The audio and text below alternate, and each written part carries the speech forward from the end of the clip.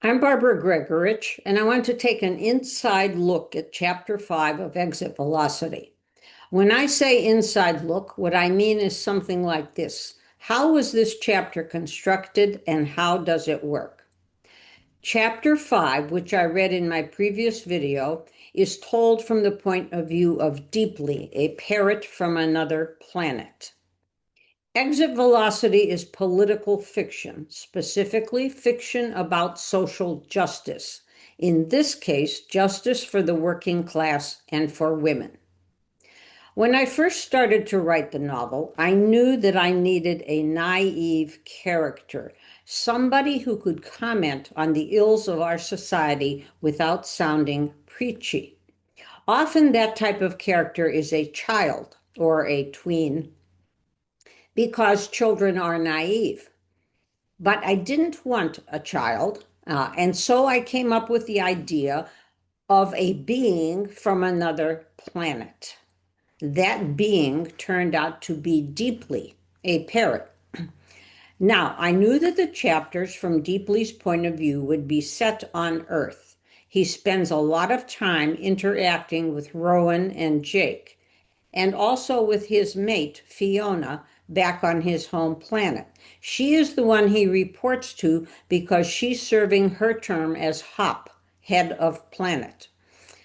The first four chapters of Exit Velocity, two from Rowan's point of view and two from Jake's, plunge the reader into the middle of the action. But I wasn't sure I wanted Deeply's first chapter to do that. In fact, I wasn't sure I wanted Deeply's first chapter set on Earth. Somehow I sensed that I wanted this chapter to be different from Deeply's other chapters.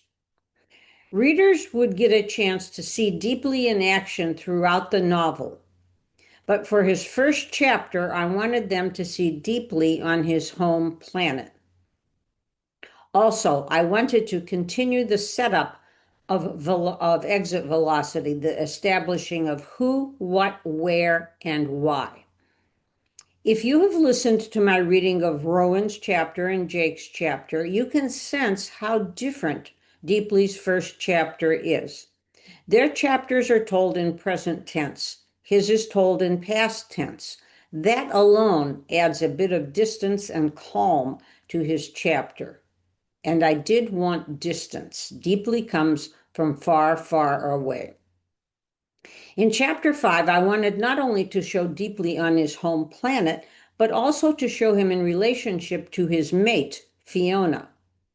He looks to her for guidance, but when he's here on planet Earth, that guidance won't be readily available. Deeply will have to make his own decisions. The fact that he relies on Fiona, coupled with the fact that he will be away from his home planet and his mate for a full year, on his own, the only one of his kind here on Earth, makes him vulnerable, as is anyone who is alone without help of any kind. In addition to establishing Deeply's vulnerability, I wanted also to indicate that he has an ego. He wants to excel, and he wants Fiona to be proud of him. Finally, I wanted to inject a bit more vulnerability and more humor by indicating that Fiona thinks Deeply has a tendency to overeat. She warns him about this, but Deeply doesn't like to be reminded that he has a tendency to overeat, so he testily replies that Hop's duties do not extend to food consumption. In other words, lay off. He's going to eat what he wants to eat. And as readers learn later in the book, this tendency to overeat gets Deeply in deep trouble in the book. And getting back to the beginning, that I needed a naive character so that I could show political problems without sounding preachy, it is Fiona who at first dispassionately and accurately lists Earth's problems to Deeply.